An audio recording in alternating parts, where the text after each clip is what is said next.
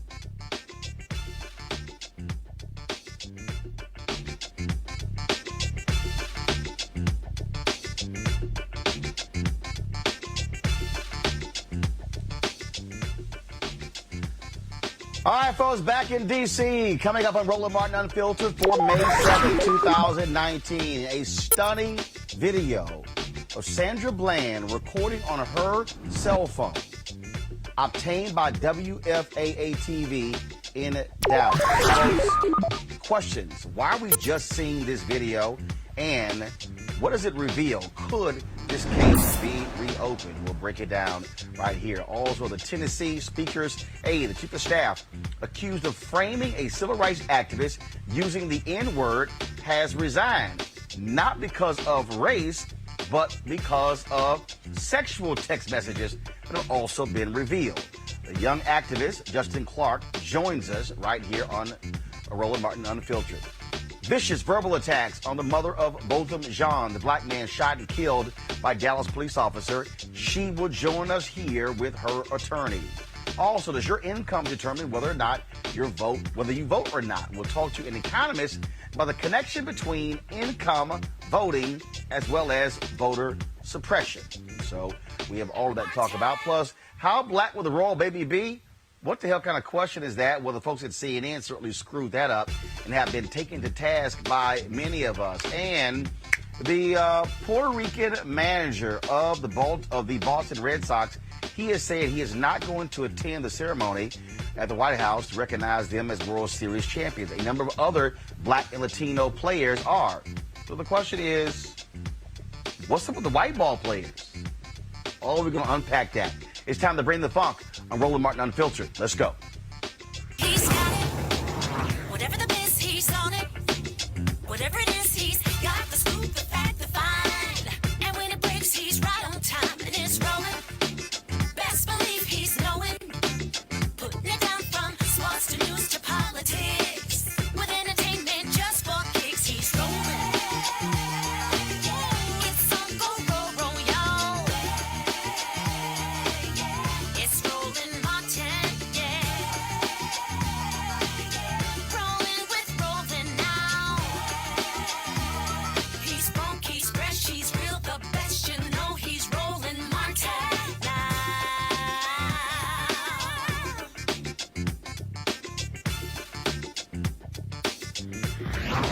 Martin.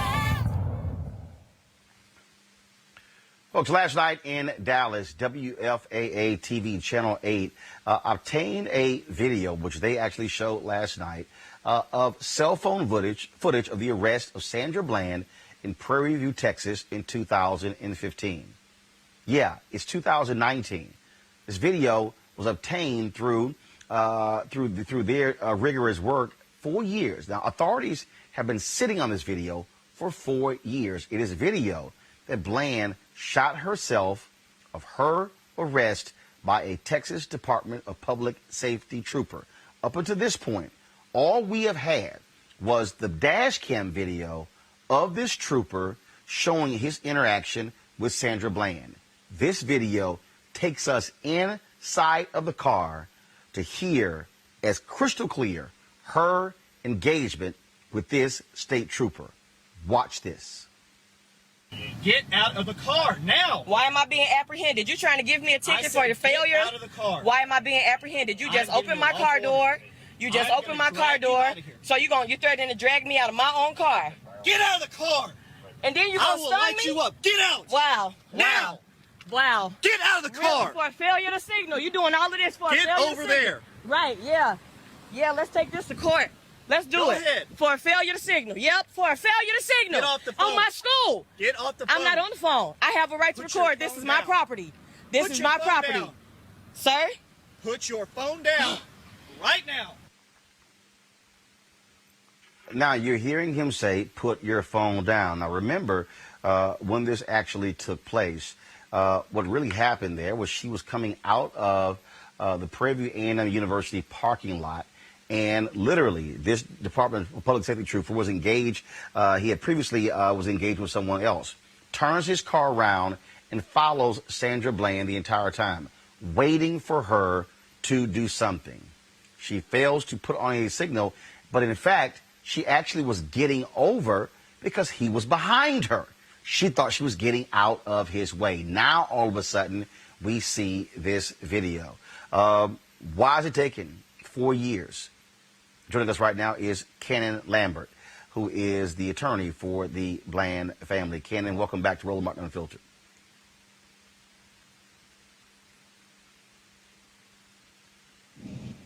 Cannon, can you hear me? I can hear you vaguely. Yeah, it's a little distant, but I can hear you. Okay, I'm having difficulty hearing you clearly. So again, so let's see, Ken, are you there? I am here. Can you hear me? Okay, now I got you. All right, so prior to WFAA airing this video, were you or the family even aware that this video existed? We didn't know about this video. We never saw this video until we were shown by that reporter.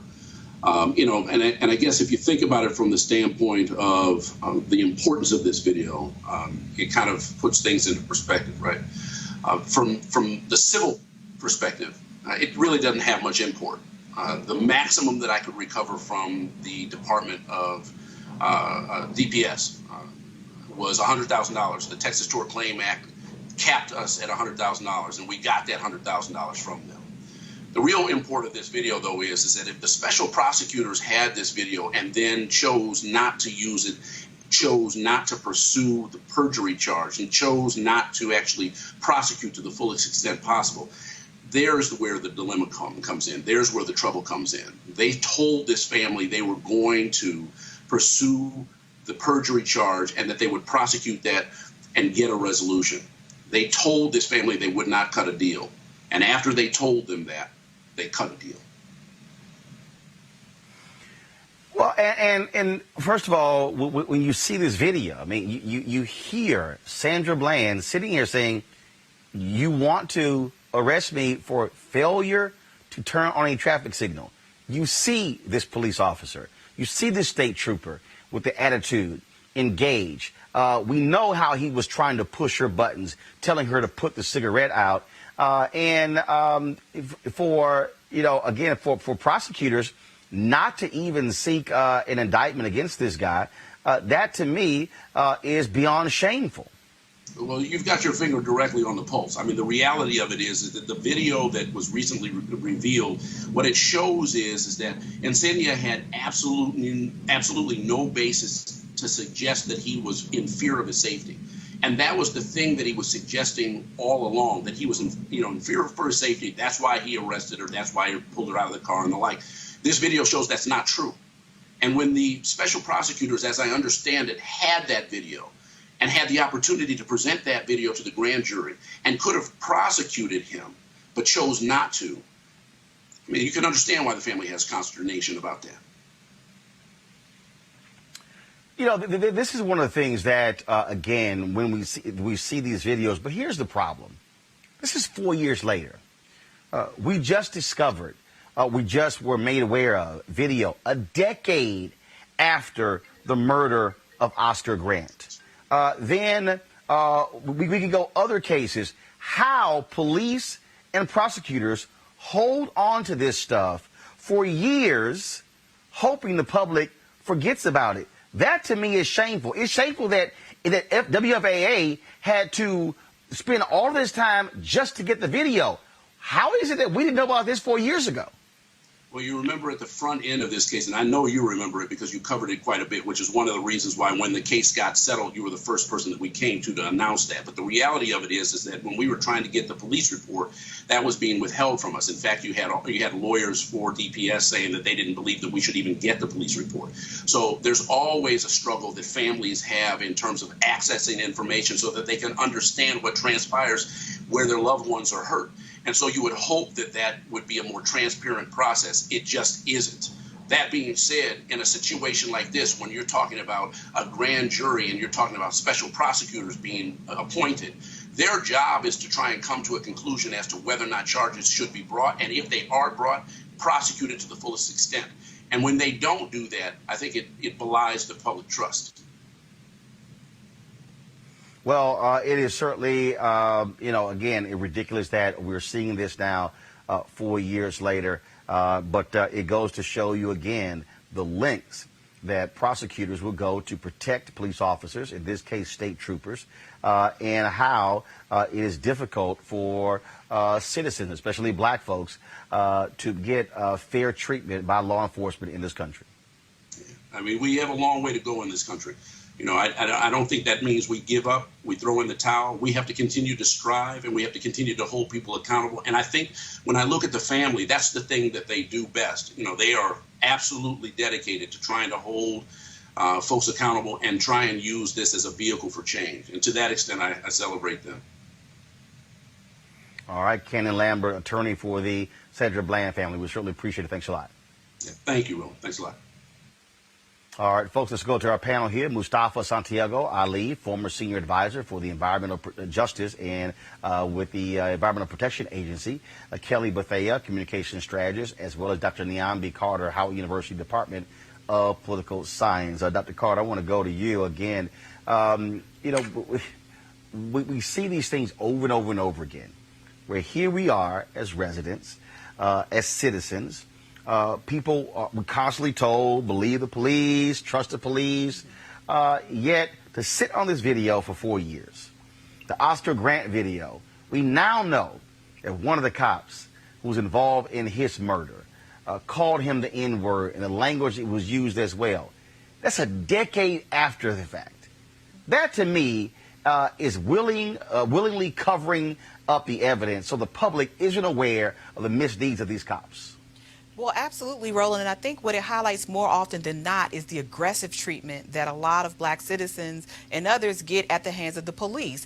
Police should be trained to de-escalate situations, but as we saw with Sandra Bland, that police officer escalated that situation for something that should have been a ticket or a fine to something where she was jailed and subsequently died in police custody. That should never have happened, not if we have a professionally well-trained police force. Now, that's the lie we've been told, but I think as evidence has shown us over and over and over again, we cannot count on police officers to treat the citizens of this country with respect and to de-escalate situations and not move to violence. It's like the only thing that they've been taught is force and having people bow to their will. And the only way to make them comply is to use violence. And when that doesn't work, we get really poor outcomes, particularly for communities of color.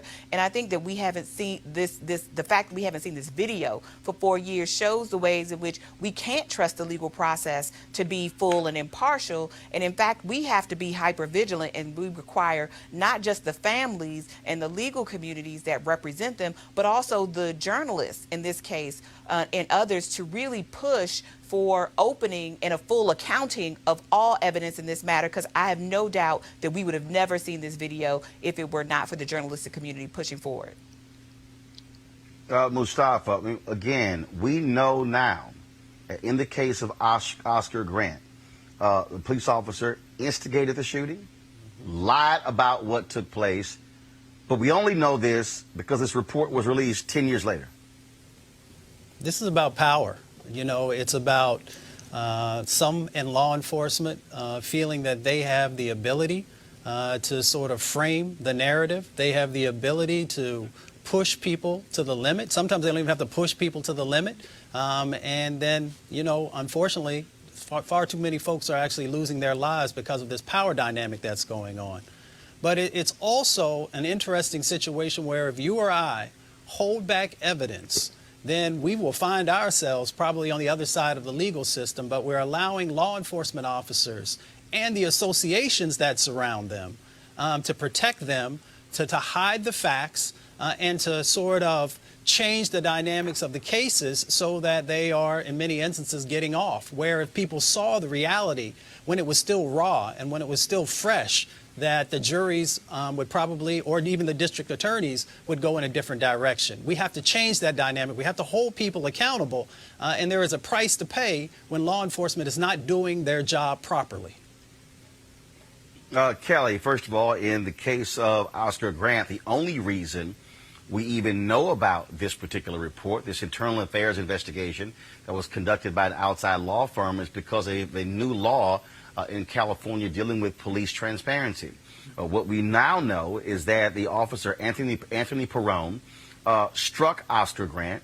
He also used profanity and the N-word during the incident, lied to investigators saying that Oscar Grant hit his partner and kicked him in the groin, but the video evidence completely disputes that. But we're learning this 10 years later. No, you're absolutely right. And the same thing happened with the Sandra Bland situation, in that the evidence now shows that whatever the statement that the police officer said is completely contradictory to what the video footage shows.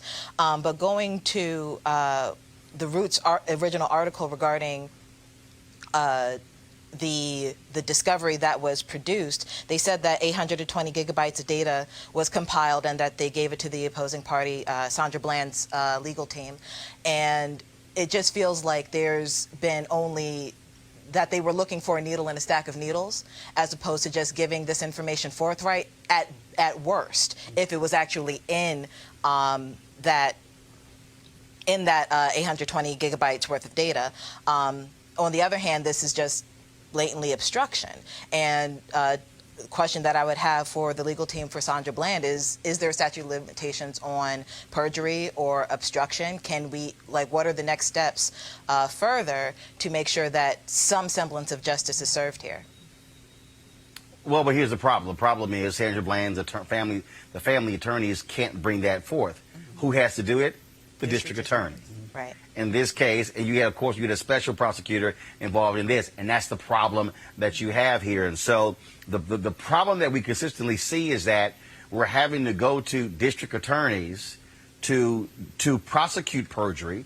But they're the same very people who failed to indict the officer in the first place. And that's sort of one of the issues that we have. And so we'll certainly keep the focus on these cases and continue to push for more police transparency and law enforcement transparency in many of these cases. Let's go to our second story, folks, and that is out of Tennessee, where we talked about House Speaker Glenn Casta, his chief of staff, who tried to frame a civil rights activist sending racist and sexist texts. Well, that chief of staff is Cade Cochran. He is now resigned, but he didn't resign because of the racial text messages that he sent.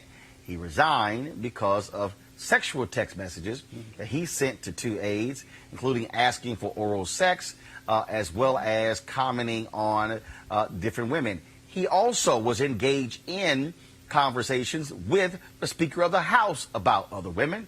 That Speaker of the House said, that he's not going to resign, that he is apologetic over those particular text messages that he sent.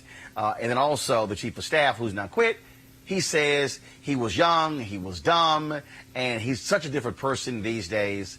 Well, let's actually see whether or not that's true or not. I don't believe it for a second. Joining us right now is Justin Jones, who was the activist who they tried to frame, plus his attorney, Lee Merritt, who joins us right now. Justin, welcome to Roland Martin Unfiltered.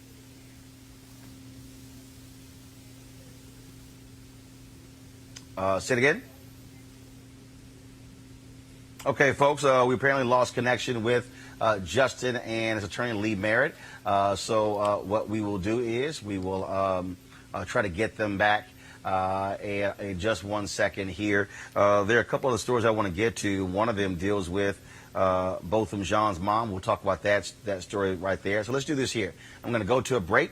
When we come back, hopefully we will have Justin and attorney Lee Merritt right here on Roland Martin Unfiltered. I'll be back in just a moment. You want to check out Roland Martin Unfiltered? YouTube.com/Roland S. Martin. And subscribe to our YouTube channel. There's only one daily digital show out here that keeps it black and keep it real. It's Roland Martin Unfiltered. See that name right there? Roland Martin Unfiltered. Like, share, and subscribe to our YouTube channel. That's YouTube.com/Roland S. Martin. And don't forget to turn on your notifications so when we go live, you'll know it. You want to support Roland Martin Unfiltered? Be sure to join our Bring the Funk fan club. Every dollar that you give to us supports our daily digital show. There's only one daily digital show out here that keeps it black and keep it real. It's Roland Martin Unfiltered. Support the Roland Martin Unfiltered daily digital show by going to RolandMartinUnfiltered.com. Our goal is to get 20,000 of our fans contributing $50 each for the whole year. You can make this possible. RolandMartinUnfiltered.com. All right, folks, again, welcome back to Roland Martin Unfiltered. The Boston Red Sox, they won the World Series last year, and like winners, they have been invited to the White House to meet with President Donald Trump.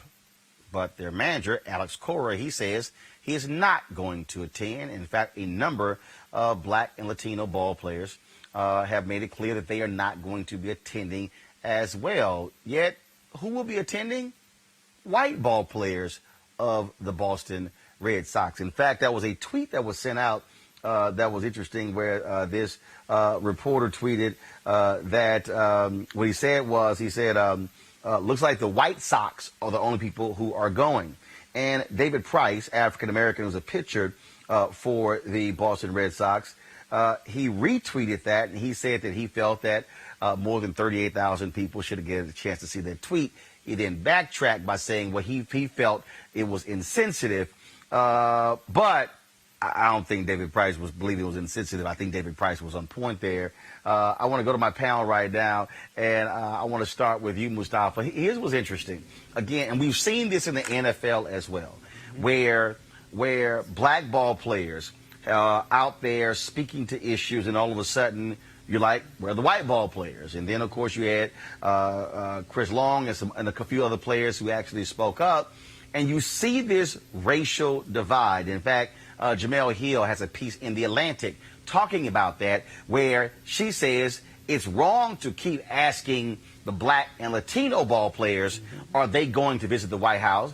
She says what they should be doing is going to the white ball players and saying, why aren't y'all standing with your black and Latino ball players? Mustafa, your thoughts? I agree with her 100%. It's time for white brothers and sisters to stand in solidarity with others, you know, who are pushing back against these injustices that they see. And, you know, it's an interesting dynamic. You know, sometimes when I'm out across the country speaking and stuff, and people will ask me about racism, how do we stop racism?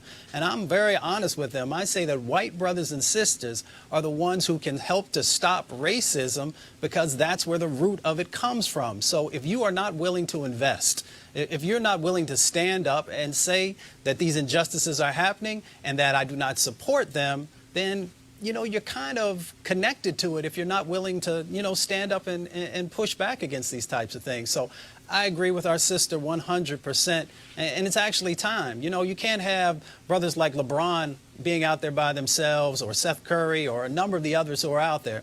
It's time for folks to actually, let's take account of people who actually want to make a change against racism.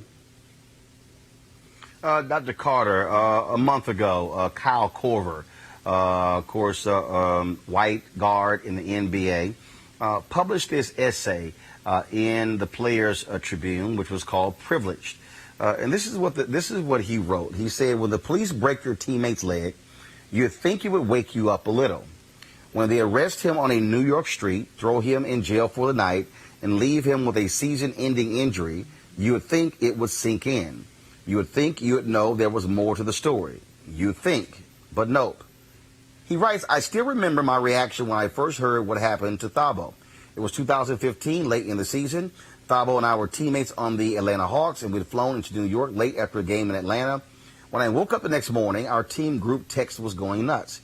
Details were still hazy, but guys were saying Thabo hurt his leg. During an arrest? Wait, he spent the night in jail?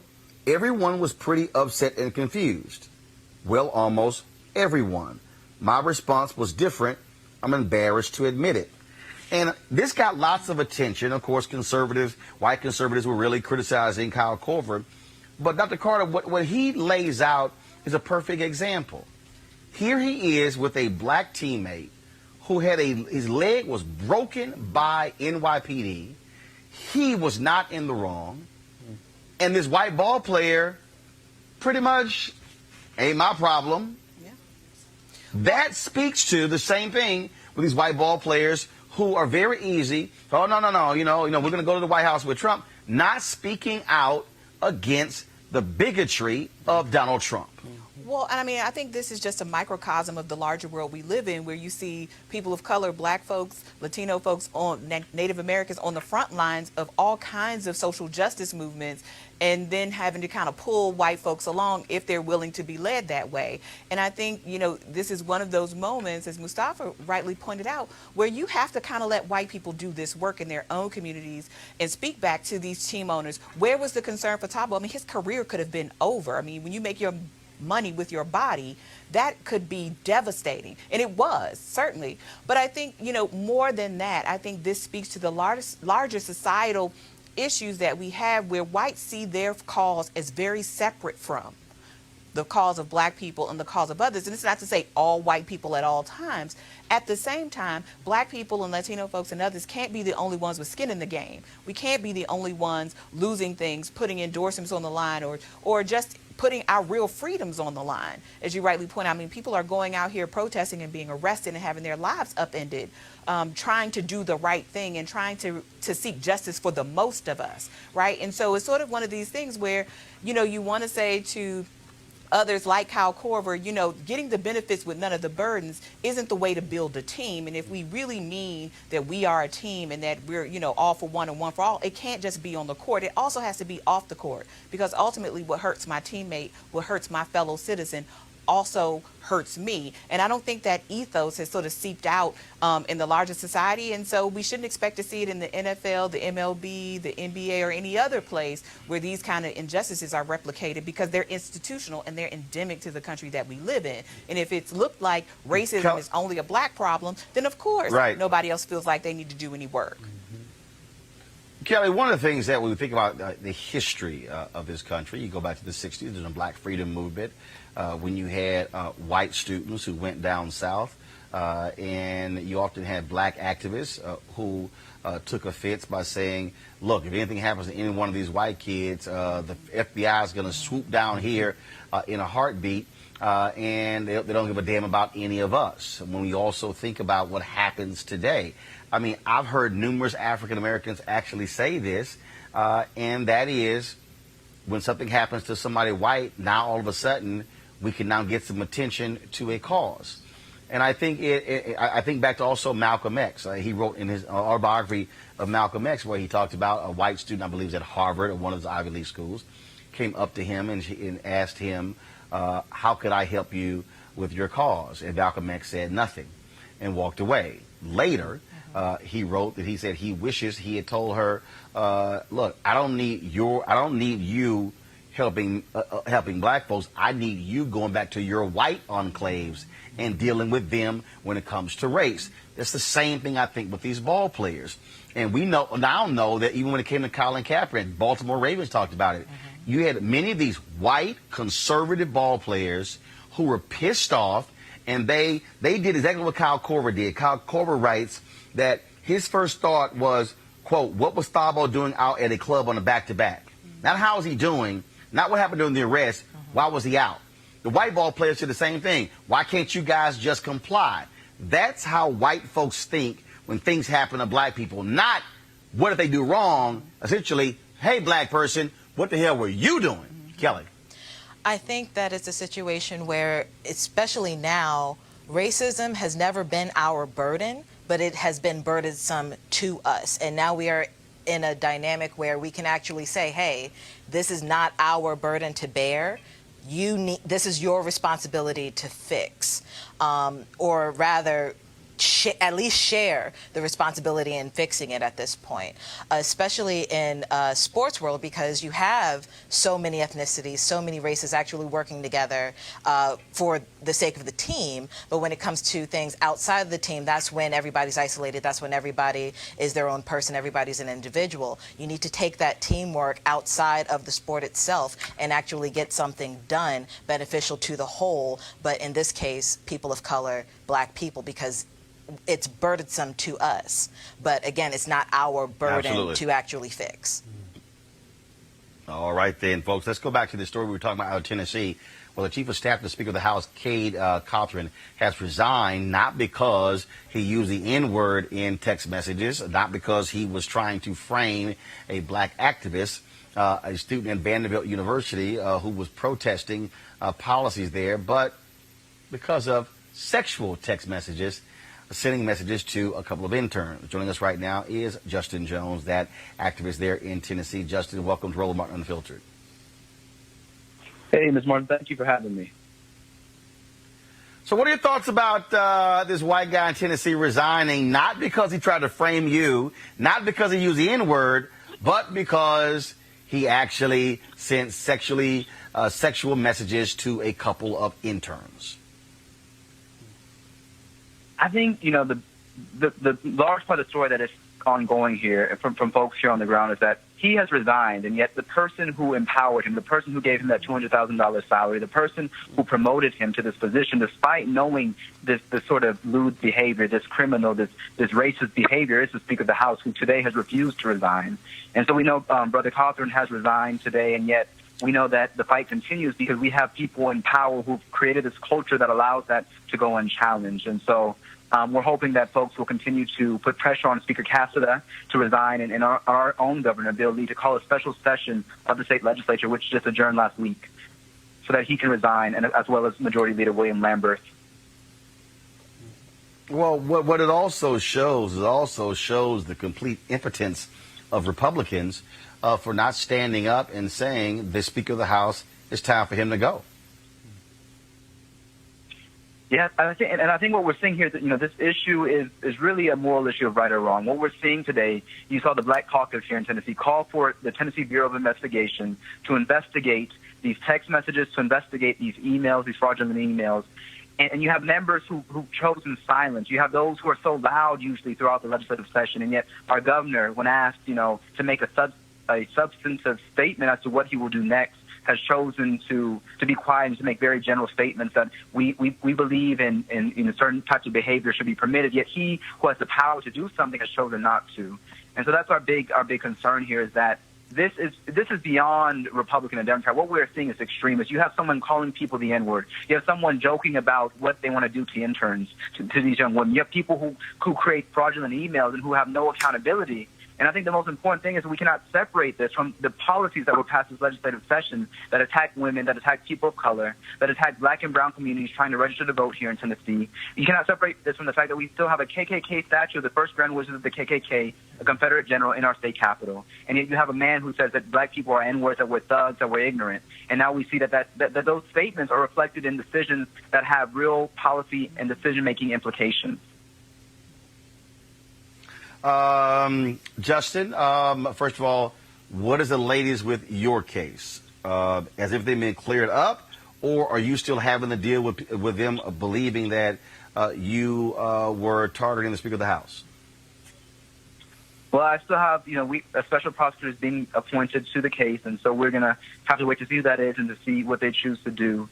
And yet we hope that the special prosecutor will also look at, these emails and look at this behavior that is criminal to create fraudulent emails, to submit them as evidence to revoke bond, and to really try and take my freedom away. And so we hope that whoever's the special prosecutor who's going to be appointed, we are appreciative that the DA has finally decided to step down and allow someone who's independent to look into this, because we've been bringing this issue up for 2 months now. Since this happened, we've been letting people know that this happened, and it was not until this special reporter, this investigative reporter from Channel 5, actually looked into it that people start paying attention to these claims. And so we hope that this will continue. And as you see, this has opened up, this has unveiled a much deeper level of evil and of abuse happening in our state legislature.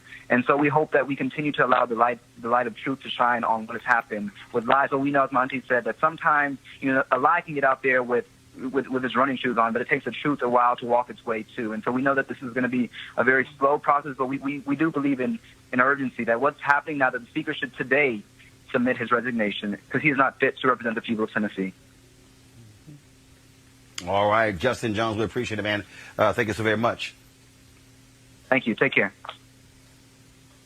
All right, folks. So we've covered the story of Botham Jean, the black man in Dallas who was shot and killed by a Dallas police officer. She claims that she thought she was in her apartment, which took place on a different floor, when in fact she was actually in the apartment of Botham Jean.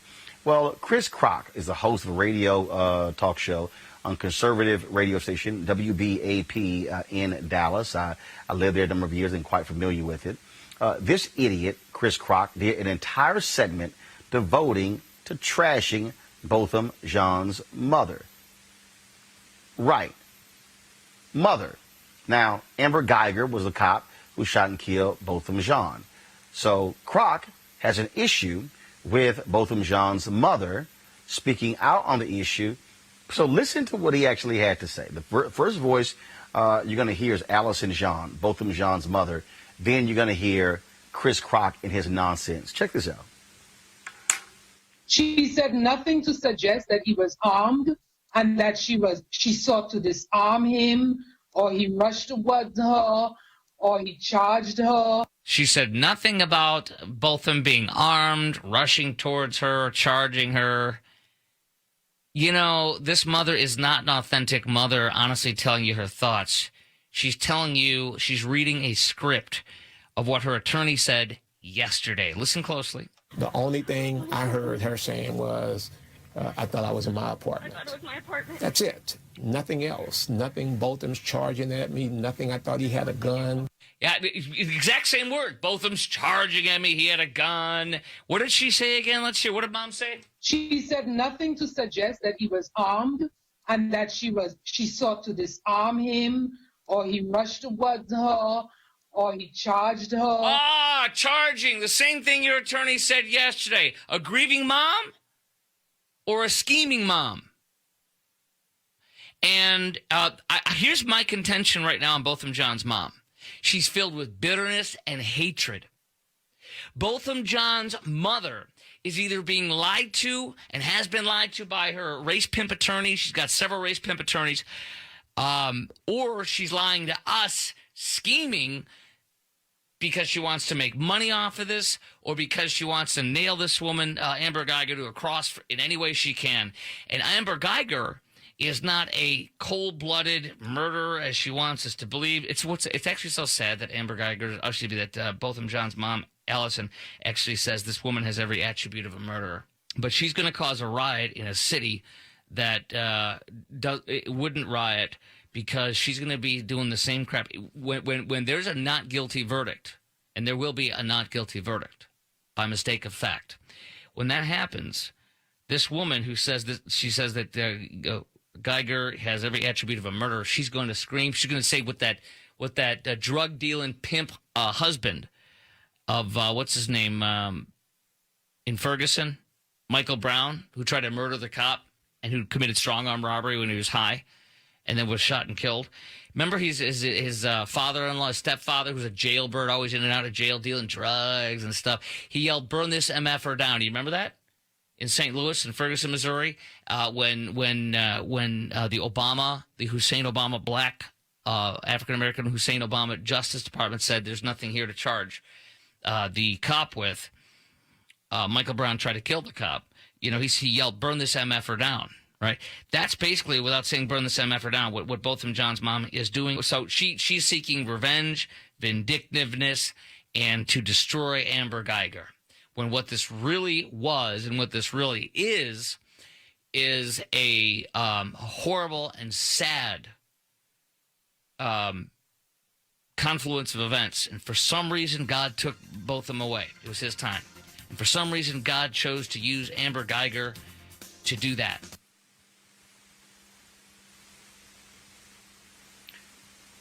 Let me go to my panel. Mustafa, to listen to this racist.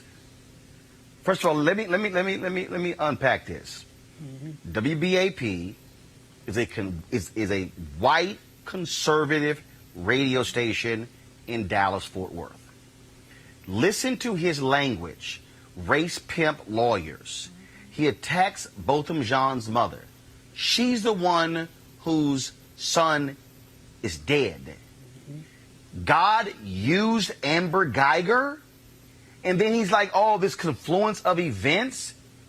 A guy is dead because of her actions. And then, the mom is going to cause a race riot in Dallas. This is the kind of nonsense that is allowed by these white conservative talk radio show hosts who don't give a damn about black lives. This is why Black Lives Matter. And when you have racists like this, and I very rarely use the word racist, but when you listen to the language of this bigot, of what he said in that 3-minute and 17-second clip, that's all you need to understand about the kind of person this idiot is. You know, this is from the old playbook, where they dehumanize, delegitimize the individuals who, in many instances, are the ones who are being impacted, the ones who have been victims of violence. So this has been going on, you know, for hundreds of years, unfortunately, in this country. This goes back to a previous conversation that we were having.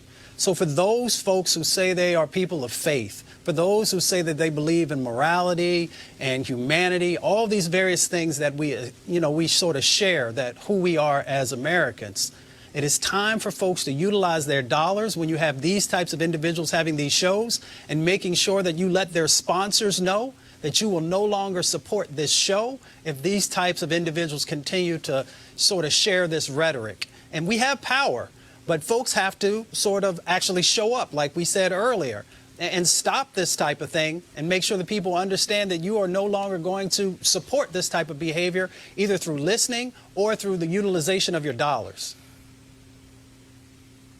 Dr. Carter, again, I'm listening to these words. Michael Brown wanted to kill the officer in Ferguson. Oh, his stepdad, oh, drug dealer. Yep. Again, the attorneys, race pimps. Mm-hmm. The mom, she's not grieving. All she wants is $1. Mm-hmm. When she's the one whose son is dead and Amber Geiger is still alive. Well, I mean, that whole screed was about exonerating Amber Geiger. Like you said, a confluence of things. God used her. This had nothing to do with God and everything to do with this woman discharging her weapon in a home that was not her own. And Mr. John and his mother, by extension, you know, become the collateral damage that just sort of happens and it falls out of the sky. And this is the kind of hypocrisy, I think, that Republicans are going to have to contend with in November, but also that we have to contend with right now, because as Mr. Jones said in a previous segment, and as we said before, all of this stuff is connected and it is related. These things are not these disconnected or disparate moments of racism. The reason he says those things is because we know this American playbook, which is when in doubt, blame the dead person, because dead men tell no tales. So Mr. John is dead and the only person left is Amber Geiger, and of course it's a small white woman, so she should get our sympathies, at least as far as this Krok person is saying on his show. And then, you know, black mothers can't feel anything for their children. Black parents shouldn't be rightfully outraged at the fact that their children are dead for really no reason. This man was in his home. There's no place that he should have been safer, but he is dead, and it's really hard to contain the level of anger and the level of just rage. And I think that is a legitimate emotion for people to feel when you have to listen to nonsense like this, and you have to listen to people tell you that you shouldn't feel all the things that you feel at the loss of life and the damage that is done to communities when things like this happen, because they don't just happen in a vacuum. They happen in a social and political context. And we know this all too well. Black people don't need an investigation to know that something bad happened, and that it happened, and it happened over and over again. It's been happening for decades. It's been happening for hundreds of years. It's been happening since this country has been a country. And so when we talk to people like Chris Krok, and we can't have a conversation with people like that because they're not interested in what is the truth. They don't care about God, despite what they say. They don't care about conservatism, despite what they say. They don't care about anything but the ideology of white supremacy. And that, unfortunately, leaves black people, Latino people, and others dead in the street on a far too regular basis, either from environmental conditions, from police officers' bullets, from just the sort of economic weight and disparities that exist in this country. And I'm sorry, this was beyond the pale of disgusting. Mm-hmm. Kelly, when you listen to those attacks, this is the messaging that white conservatives are getting every day. Not that she was wrong, not that she should be held accountable, but, oh, black folks, it's y'all problem. He essentially was saying, Botham Jean, you're the reason you're dead. Mm-hmm. Not the fact that you're in your own apartment and that she was wrong, but you're dead because of you. No, absolutely. And if there's anything that a racist white man has, it is the audacity and the unmitigated gall to blame somebody who is dead, to blame black people for black people problems, when it's really, in this case, a white person's blame to bear. And I remember this case specifically because the apartment itself was by fob, and there was virtually no way to get into that apartment on your fob if you did not live there. So his notion that this is going to be a mistake of fact and that she's going to be exonerated and all of these things, I beg to differ. Again, the trial hasn't necessarily happened yet, but he's already lying through his teeth. And again, he just had the audacity to go so far as to blame a grieving mother for wanting justice for her son. And I'm pretty sure that in the case of, Noor, I believe his name is, in Minneapolis, who just got jailed for killing a white woman under very similar circumstances. That family was awarded $20 million, and he's having the unmitigated gall to say that this black woman is seeking damages on behalf of her son. I sincerely doubt that she would get $1, let alone $20 million, because of this case, if what's going to happen by way of her being exonerated is going to happen. She's not going to see anything. It's highly doubtful anyway. So either way, he's absolutely disgusting. And the only thing he might have gotten right is that she's likely to be exonerated. Right. And that's the sad part. Well, again, absolutely. All right, folks, let's go to our next story. And that is, it deals with the issue of voting. You would think the people who struggle with economic hardship would be more likely to get involved in their political process. But studies have shown that that's not necessarily the case. And that leads, of course, a vicious cycle. Poor folks not voting, politicians who don't represent their interest are elected, and they then make it even harder for poor people to vote. Let's talk about this with our next guest. She is economist Dr. Kristen Brody of Alabama A&M University. Dr. Brody, this was quite an interesting piece here where you break down that the people who are most impacted by public policy, who are poor folks, are the ones who are not going to the polls in the numbers that they should. Absolutely, Roland. Thank you so much for having me. Voting really is about a couple of things: political interest, motivation, and ability. But when you're trying to figure out who's going to take care of your children, how you're going to get to work, what you're going to put on the table for dinner, you don't really have the wherewithal to get involved in voting. The opportunity cost is just too high. And if we can convince you to get involved, there's still the ability. How do you get there? How do you get to the polls? And once you do get there, there's a long line, and you get to the front of the line, and they tell you that you don't have the right ID, that you're not on the list, that you're at the wrong place, or you get there and the place that they told you to come to is closed. So you made the sacrifice to come and vote, and now you can't. You're unlikely to make that sacrifice again. Well, and this is also why I keep trying to explain to folks that we have to understand why voter suppression, why Republicans are doing all they can, because they want to frustrate people. They want to make it more difficult, and they don't want folks who are poor, who are working, who are trying to improve their lives. They don't want them going to the polls because that's why they precisely don't talk about them. They don't talk about, no one talks about the poor. They talk about the middle class, the middle class, the middle class, the middle class. You swear that the only classes that exist in America is the middle class and the rich people. Right, and if people knew how important voting was, then they would get to the polls, right? If we could convince them, if we could make a way for them to get there, if we could have buses to take them, if we could have voter registration, but they're shutting all of that down. They're saying that you can't take buses of elderly people to vote. They're saying that you can't have these various voter registration drives. So if you prevent people from understanding how important voting is, then they won't vote. And when politicians look at who's voting for them, if it's not poor people, then why are they going to go and listen to some people or cater to some people that aren't voting in the first place? That's the whole paradox. Keeping the poor people, especially African Americans, out of the voting process, keeping them from being able to vote to change their situation. Dr. Carter, this is one of the reasons why I often talk about having to connect the dots, where you have to have folks who are having very direct conversations with poor people and saying, let me explain to you how the person who is in office, whether you voted or not, how that has a direct impact on your economic well-being.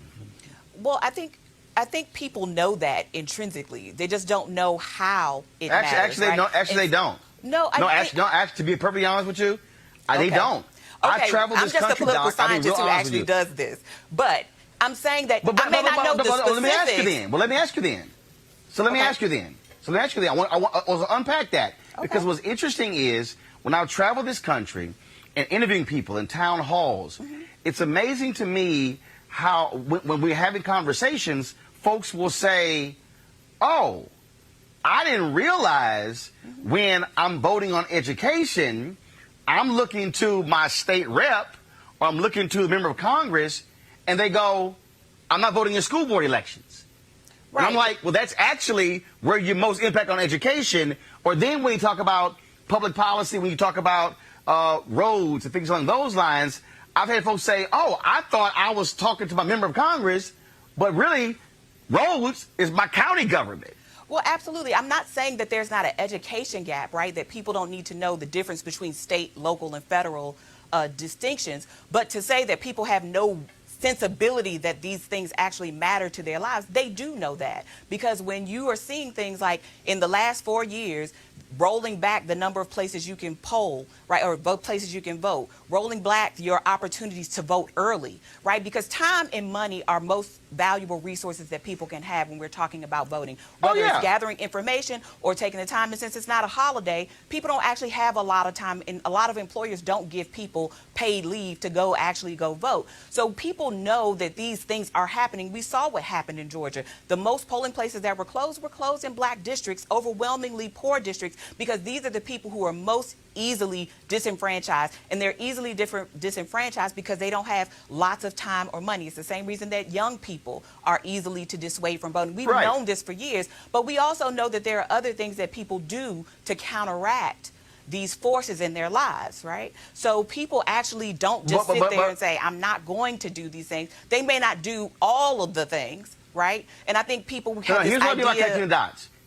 I'm sorry? Here's what I mean by connecting the dots. Here's what I mean by connecting the dots. I don't mean just in terms of polling locations. What I mean is like I experienced this in 2016. At a radio show, numerous folks would call in, and they would say, you know what, I'm not feeling Hillary Clinton. I don't like Donald Trump. And you know what, I'm just going to focus on my state. Okay, so I'm having this conversation. And I remember it was specifically with a sister in North Carolina.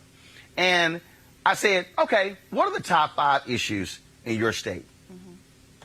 And she said, well, one of the things I'm really concerned about, to your point, is voting. And I said, okay, explain that. And then, so she told me. And I said, now, you do know the role that the president, appointments, Department of Justice, Supreme Court, Congress has on your very issue. And I would begin to go through it. So then she talked about HBCUs. And then I said, okay, you do know that the funding of HBCUs in North Carolina is not just the state legislature. It also impacts in terms of these initiatives in Congress. And we went through all 5. What was amazing is that she actually thought, and this was a college-educated sister who was a grassroots organizer, she thought she could check out of the process on the presidential level, on the senatorial level, the congressional level, and only focus on her states. And I said, no, they're all interrelated. So when I say connect the dots, what I mean is I believe there has to be more of a connecting the dots of folks to say, here's your station in life, and this is how politicians actually impact every facet of your life. And this notion that, oh, I want government out of my life is a fallacy, because government is in every aspect of your life, even if you don't think they are. Absolutely. Nobody's disagreeing, but I think voter fatigue is real. And I think we have in our mind that citizens are the ideal citizens at all times, right? That people do their best at all times to participate in every part. And I think what's clear is that people don't have infinite reserves of energy, of time, of money. And so people do check out at different points. And it's not because they don't care. It's just Like, it's a lot. All these voting times aren't the same time. We have primaries, we have general elections, then we have school board elections, we have city council elections. They're not held at the same time of year. They're held in off years, in fact. And so we spend an inordinate amount of time talking about national elections and very little talking about state and local elections. So as you said, school boards, very important, right? But how much time do we really take up talking about those things so people do understand? I mean, we are not doing a good job in this country of raising civically minded individuals. We've actually done away with civic education, and that is in part why you see these disconnects. But it's not to say that people are bad citizens for not underlanding all of these things. Can I just chime in, Roland? Hold on one second. I'm going to Mustafa. I'm going to pull up Mustafa, and then I'm going to come right back to you. I'm going to bring him in for the reason because he's focused on the environmental issues.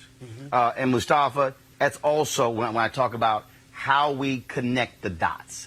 How we, and again, so what I'm talking about is having a different approach to how we talk about voting. I think, Mustafa, the problem has been elections coming up. It's the most, I can hear all the phrases. This is the most important election of your life. And it was like, well, I thought that the last one was. And then the previous one was. And the previous one, where I believe that groups that are out there who are trying to mobilize and organize have to speak to voters in a different way about public policy to get them out to the polls with different numbers. Mustafa, go ahead. Yeah, I mean, what I share with folks around the country is that your vote equates to power, resource, and influence, and it happens on all the levels. When I talk to folks, I talk to them about the housing that's inside of their communities and how their vote can help to get better housing. And if you don't get engaged in that, then people are allowed to manipulate that process. I talk to them about the transportation routes. When you're not engaged in that process, people are going to put roads where they want to put them, and sometimes those roads will actually impact you by getting more pollution into your community. I talk to people about when you see these coal-fired power plants, incinerators, all this other stuff that's going on, it's because either we're getting engaged and utilizing our vote to get the right people in place who help to protect our communities, or we're allowing others to come in and fill that space and they're making decisions for us. And I also talk about how if you utilize your vote properly, we can get jobs back into our community. And that's for the city council, the county commission, on the state house, and on the federal level. But when we don't get engaged in that process, then others are making decisions for us. And usually when you frame it like that, most people don't want somebody else making a decision for them. And the other dynamic is, and you know, I just have to share this, we can't have voter fatigue. I get that. And I understand, you know, how people are working hard to put food on the table and pay the mortgage. But in many instances, we're only voting, say in a 4-year cycle, maybe 4 times, 5 times. So we spend a whole lot of time watching ball games. You know, you'll spend hours watching your favorite team. You'll spend hours standing in line to get into your favorite club or whatever it might be. So we make the time for the things that matter, but we have to make sure that our vote is actually tied to the real things that are happening in people's lives with real people who are running for office. And if you can't find somebody, you should run yourself, whether it's on the city level, the county level, or on the state level. And that's how we change this dynamic. Kristen, go ahead. I just wanted to agree with Dr. Carter and Mustafa that we can't have voter fatigue. We do need the information, but who did a good job was the Russians, and that's something that the State of Black America focused on. They put out all of these various things saying that they were Black Lives Matter activists. In fact, there were a number of posts that said that you could vote online. They looked real. Vote for Hillary Clinton just by clicking on this link or texting this number. It looked real. It had a real Black person's face, somebody who was supposed to be an activist. So who knows how many people believed that they were voting when they texted that number or when they clicked on that link. That's what we're combating. Well, Christian, that's also why, though, I'm a firm believer in getting folks to say, don't just follow anybody who calls themselves an activist. Actually know who the hell they are. So if you've never actually seen them on Black shows, radio or television, or in Black media outlets, my suggestion, don't listen to them because they're likely fake. Kelly, I want to bring you in here. And the reason I've really, for the last several years, I've been stuck on this whole idea of how do we connect the dots? Because look, I've gone out with different voter groups, NAACP, Black Voters Matter, with rallies and things along those lines. And again, spent a lot of time talking to folks on the ground. But I go back to the Black Freedom Movement. I go back to the Southern Christian Leadership Conference and the citizenship education training programs they had.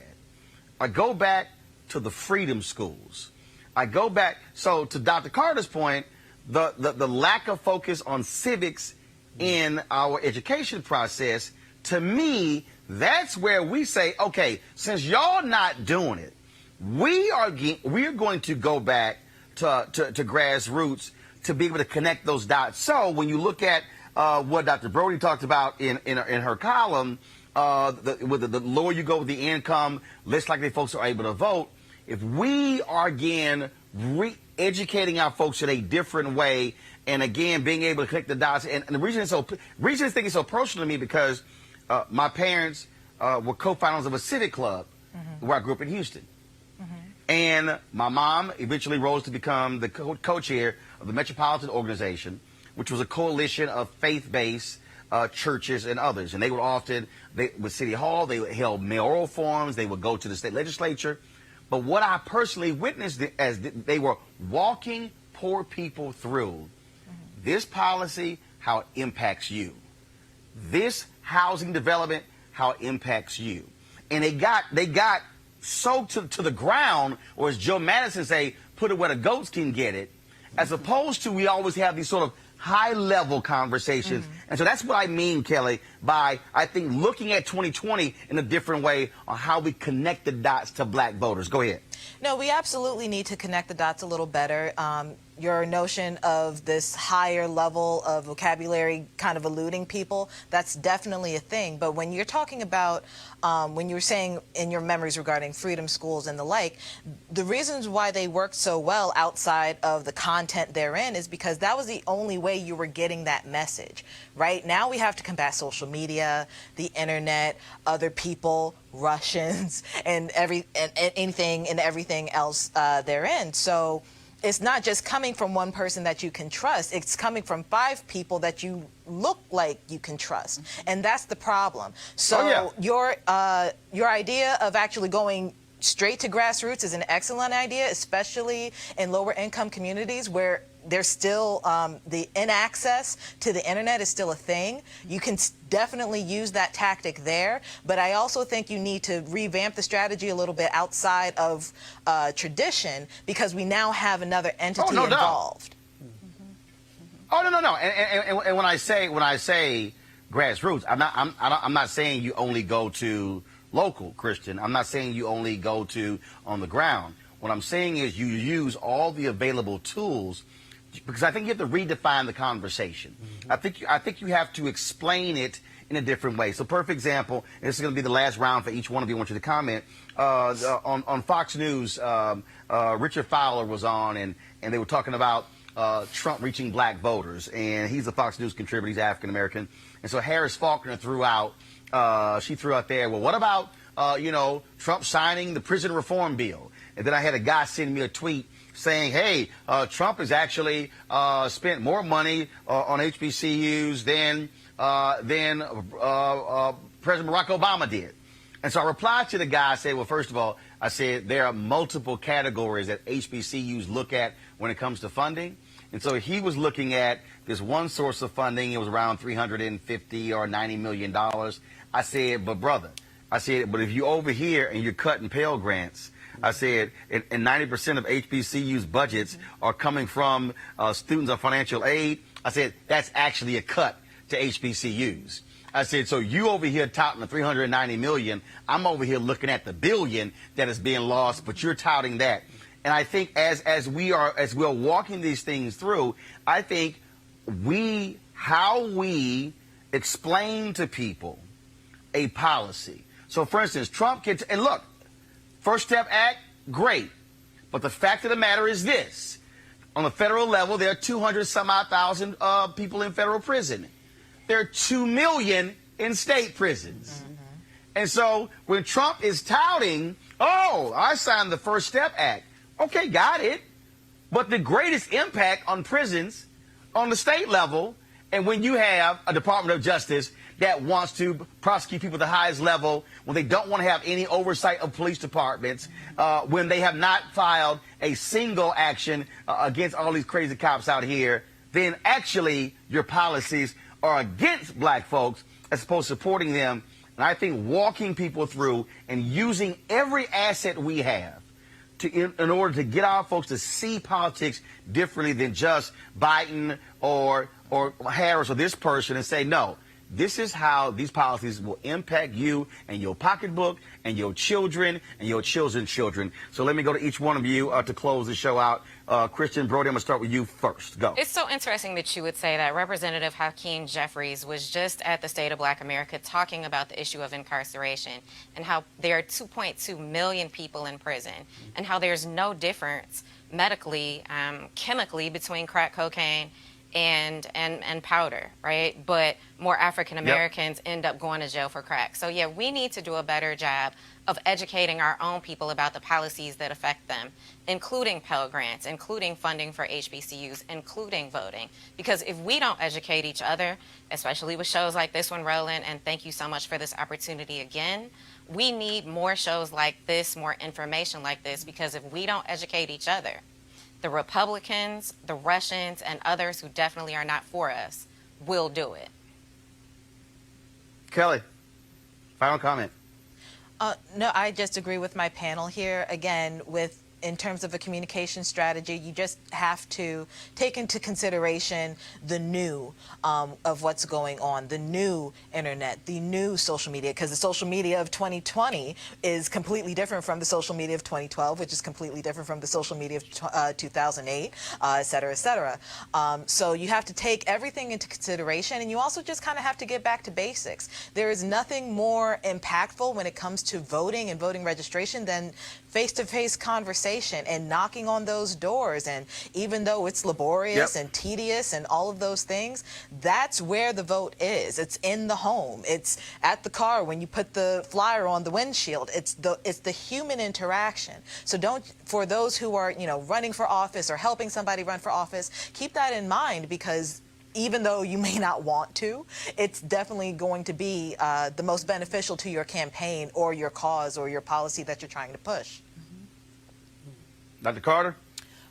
So I agree with everything my fellow panelists said. I think part of the notion we have to do is demystifying this process, right? In part about how do people run for office, what kind of offices are available to you, and showing people how they can actually do that, particularly at the local level, because there are lots of positions, some of which not even things you have to campaign for. I mean, let's be real, money is part of campaigns, but there are things you actually can do to have an effect on your community.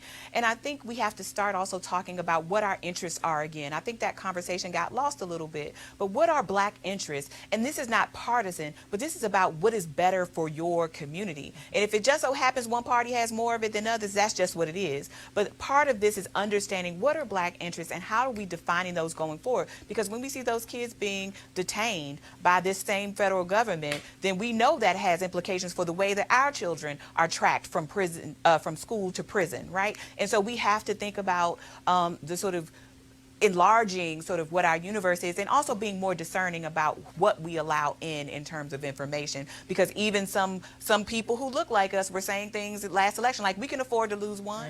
This is not going to be a big issue, but we see how deathly wrong they still that saying was. And we'll say it till the day. That doesn't make them wrong though, right? And make them right. And it doesn't mean that we shouldn't call it out when we see it and say, you know what, you actually did us a disservice with that statement.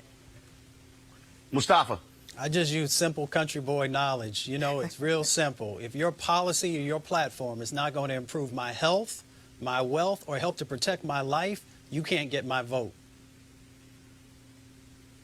Well, my final comment on this is very simple. First of all, one of the reasons we use this show to walk folks through is so people understand how their daily lives are impacted by public policy.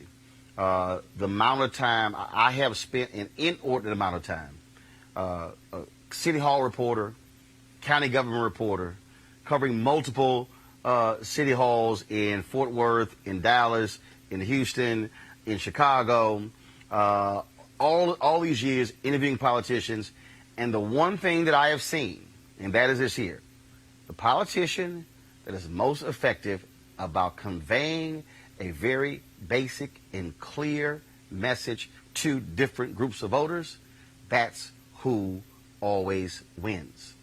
But I believe as African Americans, we can't look to politicians to craft messages that are going to get our people to vote. I fundamentally believe that we have to be the ones who are communicating in our homes, to our family members, then to our neighbors, then to folks on our street, then to folks on our block, then to folks in our neighborhood, then our city, then our state, then the country, utilizing churches and fraternities and walking people through the most basic thing is, and that's say, what's the number one thing you're concerned about? What's the number one issue that you care about? And then say, this is how this person who's running has an impact on that issue you're talking about. And what I've seen of people go, I never realized that this person had an impact on this issue. I thought it had nothing to do with it. That is critically important. So, and we can't wait. 2020 is next year. This has to be happening right now because it is so critical. I want to thank all of you for being with us today. If you want to support Roland Martin Unfiltered, please go to RolandMartinUnfiltered.com to join our Bring the Funk fan club. We certainly appreciate all that you do. And so I got to go. Literally, I landed, came straight to the house to do the show from the George Lopez Golf Tournament. Thank you to Amos Jones-DeWeaver for having our headlines on the show yesterday. All right, folks, I will see you guys tomorrow. Have a great time. Holla!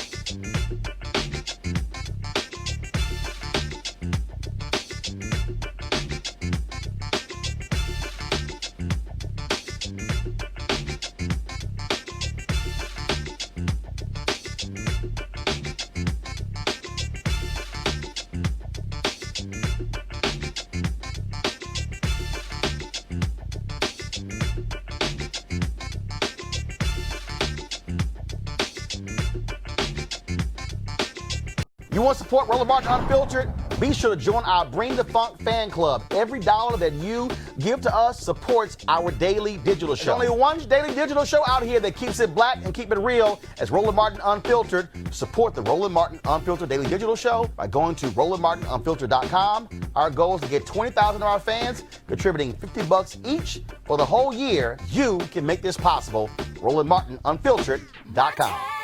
Hey fam, want to check out Roland Martin Unfiltered, the blackest show on all of digital, cable, and broadcast. Check out our audio podcast.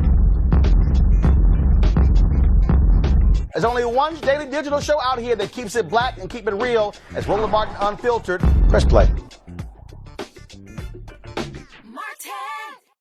You want to check out Roland Martin Unfiltered? YouTube.com/Roland S. Martin. And subscribe to our YouTube channel. There's only one daily digital show out here that keeps it black and keep it real. It's Roland Martin Unfiltered. See that name right there? Roland Martin Unfiltered. Like, share, and subscribe to our YouTube channel. That's YouTube.com/Roland S. Martin. And don't forget to turn on your notifications so when we go live, you'll know it.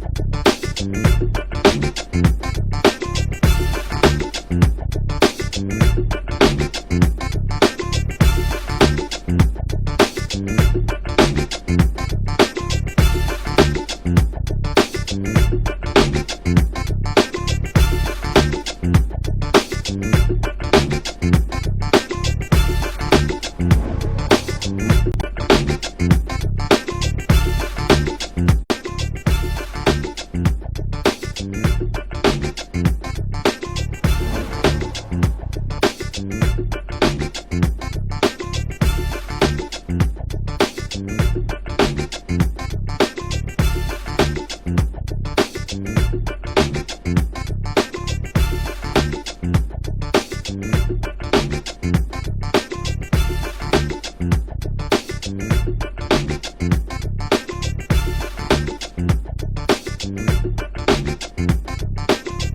want to check out Roland Martin Unfiltered? YouTube.com/Roland S. Martin. And subscribe to our YouTube channel. There's only one daily digital show out here that keeps it black and keep it real. It's Roland Martin Unfiltered. See that name right there? Roland Martin Unfiltered. Like, share, and subscribe to our YouTube channel. That's YouTube.com/Roland S. Martin. And don't forget to turn on your notifications so when we go live, you'll know it. Hey fam, want to check out Roland Martin Unfiltered, the blackest show on all of digital, cable, and broadcast. Check out our audio podcast.